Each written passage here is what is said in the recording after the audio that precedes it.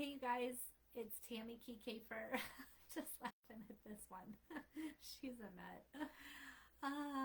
Welcome to our Tuesday live here in Relationship Revolution. And today I wanted to talk a little bit about the cycle of toxic conflict and the cycle of healthy conflict. Very, very, very two different cycles. So I wanted to, let's see, sometimes I have a diagram that I can show you. I think I will actually. But let's talk about it first. Let's talk about the basis. Let me find my diagram. It's Tuesday. It's a little bit later than we usually get together, and it happens to be way past their dinner time. So, anyways, you're gonna have to deal with my co-pilot here today because that's just the way that it is. So, all right. Conflict is inevitable. There is no way of getting around conflict in life because that's just how we are. We are all different people in the same situations, different situations sometimes, and we come from a background of our own family roles, how we grew up, what was role modeled, our own little personalities that we're born into the world with, and then those personalities that are nurtured in our experiences through life. So you take all of those different aspects, you put people in the same room, gonna be a conflict. So you can't avoid it. You got to face it. You got to figure out how to manage it. But there are maybe lots of different ways of handling conflict that today mostly want to talk about toxic and healthy. So what happens with toxic, if you think of a pie chart, I just had it here, sorry. If you think of a pie chart and there are three phases, so let's start with this one. This is conflict, honeymoon, tension, conflict, honeymoon, tension. This is out of the book, my Preparing for the Jungle. So basically what happens is you might have a relationship where they're equal parts at the beginning. There's tension that happens. Tension is going to be, I don't know, traffic, a bad day, tired, stressed, or hungry, whatever the tension is that starts to build. And then there's the conflict, and it could be minor. It could be a verbal conflict. It could be yelling. It could be just undermining. Could be as it escalates over time in a relationship. It could get, there could be intimidation. There could be verbal, physical, emotional, mental, all that stuff. And then there's a cutoff time. Something happens where the conflict ends. Maybe somebody falls asleep. Maybe somebody leaves. Maybe somebody intervenes. So that conflict ends. And then this next stage is the honeymoon stage. And the honeymoon stage is where whoever was I'm going to call him the perpetrator. I'm going to call it victim and perpetrator. So perpetrator is the person who is being mean. There's a recognition of guilt, shame, fear that you're going to leave. Something happens, maybe a loss of control. So they come back around, and this honeymoon phase is the candy, the flowers, the hearts, the I love yous, the love bombings, all that stuff.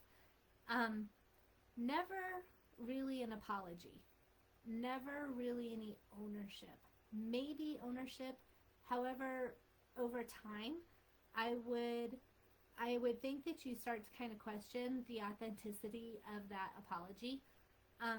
Because how many times can you say, I'm sorry, but then keep doing the same thing over and over again? Red flag. That would be something to evaluate a relationship over. But anyways, so then there's this honeymoon, and then there's this almost like rejoined false sense of intimacy in this toxic cycle because tension happens, conflict happens, honeymoon happens, and it keeps going around in a circle. However, over time in a relationship like that, what starts to happen is these areas aren't equal parts anymore because it doesn't take as much tension to happen before conflict arises. And then conflict lasts a little bit longer, and there's a less time of a honeymoon stage, because the honeymoon stage kind of loses, again, it loses its authenticity. You don't really trust this honeymoon. All of a sudden you're kind of like, why are you being so nice? Like, now you're kind of stressing me out that you're being nice, because nothing really changed. We haven't addressed the conflict. We haven't worked through it. We haven't talked about it. And you're being nice. I don't totally trust it. And then it's only a matter of time until tension happens, and then the conflict, and then the honeymoon. Sometimes the victim can sabotage this honeymoon stage. I wouldn't call it a good thing, because it really isn't. It's more of a false honeymoon. But sometimes the victim person gets so stressed out because the other person is being nice, the other person is being kind, and they're kind of like, ugh, I don't like this. Like, it's making me so nervous. And a lot of times the victim person can throw a monkey wrench in there, poke the bear, create conflict, however you want to label it, just so they can hurry up and get through that tension stage and hurry up and get into the conflict stage. This is where it gets really dangerous, because the victim person is losing themselves, losing themselves, losing their confidence, losing their internal sense of self. They're starting to become kind of a shell of a person, and you can almost just kind of feel it, where you go, well, this is just my relationship. This just must be how it is. It's never going to change. And there's a loss of an ability to be assertive. So the victim person might kind of transfer between being passive aggressive and being passive. Maybe at that tension stage, right before the conflict happens, or right in between, like honeymoon and tension, you might see a little aggression from the victim person, because it's like, I'll do anything to just hurry up and get to that conflict stage, because now it's becoming normal. Now that conflict stage is like, whew, all right, my partner set off again. Now I know it's my fault. We got to go through the yelling. I got to say I'm sorry. Maybe he'll or she, whoever, is going to end up just leaving. Maybe they'll walk away. So this conflict part becomes so normal that you apply these coping mechanisms, although not healthy coping mechanisms, just to get through it. It's survival. It's survival mode. It's survival skills. And as this type of toxic cycle of conflict, as it continues, there's a teeny sliver of tension, because it barely takes anything, a ton of conflict, and a teeny or non-existent sense of a honeymoon. And when you think about it, so I don't know, you've probably heard me talk about, I've got a 80% rule for myself. I require 80% happiness, 80% positivity, 80% healthy, whatever, in my life. 20% room for error. Hey, stop. 20% room for error, 20% room for a bad day, 20%, I've done it. I've lost my temper. I've lost my mind. I've gotten irrational. I've had situations where I'm not proud of my behavior and my responses. It happens, because we're human. But if over time I evaluate my life, I evaluate a pair of shoes, I evaluate what's going on in my job, how I'm parenting, my relationships around me, and if they're not consistently above 85, 90%, I have to pay attention. If they're falling below 80% for a consistent period of time, that's when I have to reevaluate what's going on.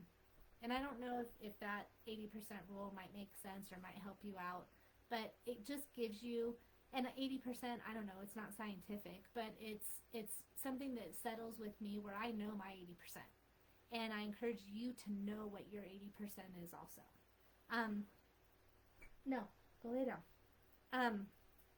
So there is, Okay, so going back to the cycle of violence, a toxic cycle of conflict, um, evaluate it. You know, where do you think that where it's become your relationship is pretty much all fighting all the time, all tension, all undermining, all little sharp jabs, all little, there's not the balance of fun. Like, you are way past that 80%. In fact, it's flip flopped. Now it sounds like the relationship is more 80% negative and a teeny sliver of hope and a teeny sliver of tension. So if you think of it in those ways, like, you could even draw pictures of that pie chart idea. Or you can buy my book because it goes into a lot of this, but in way more detail. And evaluate your own relationship. Evaluate what's going on in your life, because as you know, I am so much about, you're not fixing other people, you're fixing yourself.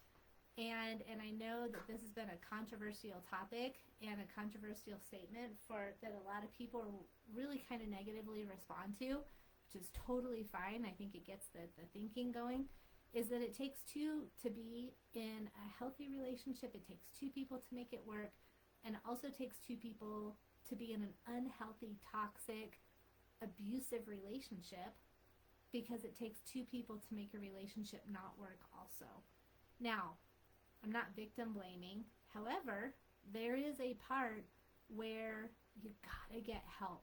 You have to get help. If you see it going on with your neighbor, if you see it going on with a friend, you can always say, hey, anytime you want to talk, I'm here for you. Hey, just checking in on you. How are things? You look a little sad today. How are things going? I'm noticing that you don't come out very often, and I was just thinking about you, and I have an open door policy. Whatever you say to somebody, you never know how much that's going to help them just kind of jolt, like, wow, there's hope. I have someone who's aware of my surroundings, because when you're in it, you feel like you're the only one in it. You feel like you're the only one experiencing this horribly negative, toxic cycle. And you just never know what somebody needs to be pulled out of that or just kind of shaken. But it is. There's so many options to take. Whether it's a financial fear, maybe they're threatening to take the kids. These are like some worst cases. Maybe they're threatening to hurt your family or hurt your kids or hurt you. There are resources out there. And if you need help, if you need resources, you have got to DM me and I will help you. Okay? You're here. So you're here enough to be on Facebook. You're here enough to reach out and say, I don't know what to do. And we will work together and we will figure out a plan. And I know that's going in a kind of a tangent, but it's so important, because this cycle of toxic relationship conflict, it'll take you down. I know. I've been in it. I stayed in it for way too long. And I get how you start to think, like, oh my gosh, this person needs me and they're going to kill themselves if I leave. I heard that all the time. And that was terrifying, for someone to tell you that they're going to take their life, or their life isn't worth living, or they're so close to suiciding. And so, the guilt and the fear and the helplessness that triggered for me, that's something that kept me in it. Decades ago, long time ago, and this is interesting. This is just a little snippet of I just have to tell you because you're here. So, I happened to look this person up because, it's been 25 years or something, I don't even know, 30, and I was able to look them up on this, like, little stalker thing that I have, I can tell you about, and they had all kinds. It was like a rap sheet, there was harassment, there were tickets, and I was just like, well, no shit, not a surprise at all. And I just think, holy cow, I could have stayed in that, and where would I have been? You know, I know exactly where I would have been. My head would have popped off my shoulders because I was going bonkers in this relationship, totally losing myself. But anyways, you know, I think having been in that, I get it. You know, I have the empathy for people who have been in situations like that. But it there's got to be changes. So, anyways, okay. So let's shift gears for just a second, and let's go over to the cycle of healthy conflict, because there's hope, there's a way out, and there's a couple more little sections in the pie chart to add in, which makes it healthy. Actually, 1, 2, 3. There's only two. There's only two sections to add into your pie chart that can turn an unhealthy, toxic cycle into a healthy, vibrant cycle of managing conflict. Okay? So here's what this one looks like. I will show you. Let's see, how can I get it close? So this is the and you can snap a picture of it if you want to. This is the cycle of healthy conflict. So you got your real life events, you've got your stressors, you've got your bad days, you've got all the things in life that can create stress, create tension, and then you have a conflict, because that's what happens when all this stress, whatever, goes a little bit unmanaged, or you become overwhelmed. I don't know about you, I absolutely get snippy. I get short. I've even been known a few times to create conflict because I just need to get it out. And so poor Jim, he is like the most patient person in the world. But anyways, he puts up with all of this. But you know what? He does it too. So both of us together, we keep each other accountable, and he can tell me put it away, Tammy, and I can ask him whoa, what else is really going on? Because that's the trusting relationship that we've built. I had to go through all this other stuff to figure it out, but I got it. So anyways, stresses happen, a little bit of conflict. At some point in the conflict, it is so healthy to call the time out.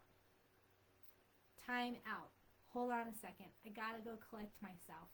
What do you think happens in the time out? You know, if you are to remove yourself from the situation, one thing, it's not going to continue to escalate, but it allows you to get some perspective. You know, it allows you to collect your thoughts. And then you have the time in where you come back in and you figure it out, which there's a whole bunch of steps that go along with that. And then after you figure it out, there's this renewed intimacy. It's not even called the honeymoon, because the honeymoon is like, woohoo, everything's great, everything's fine, sweep everything under the rug, let's go on vacation, let's have a good time. I mean, everyone gets along on vacations. Well, not everybody, but it's easier to get along on vacation when you're removed from your normal stresses. So, anyways, I call it it's a renewed intimacy, because after a conflict happens, and after you take your time out and your time in, and you come back together, there's this renewed sense of intimacy. It's like, okay, you saw all my crazy come out, and you still love me. You created a space for me to, I told you guys, it's dinner time. You created a space to unravel a little bit for your partner, or your partner has created a space for you to unravel, to get a little irrational, get a little fiery, get a little kooky, whatever you call it. And then they're like, that wasn't okay. I don't care for that. I don't like it. I love you, and I want to figure out what just happened. Oh, are you kidding me? That is it's almost like in that moment, that is exactly what you need. You need to know that that person is going to create this space for you, is going to continue to love you, is going to set their boundaries. They're not being a punching bag, but they're also like, let's figure this out, because ultimately you're my person and we're a team and we've got this. So that's why it's called a renewed intimacy, because it's like your relationship went from here to here. I mean, you got some depth now. So the two things that we added to make it go from toxic to healthy is a timeout and a time in. And again, like I said, I don't have time to get into all of the steps. There it is, seriously, in my book, we go through all the steps, how to do it, the new me, the self-confidence, everything that can come from creating a healthy pattern, a healthy cycle of how to manage conflict. And ultimately, we got to know how to manage conflict. We have to be able to do it because you can't get away with it from it. Life is filled with conflict. You know, it's, I don't know, it's almost 7 o'clock here in Colorado. I can think of,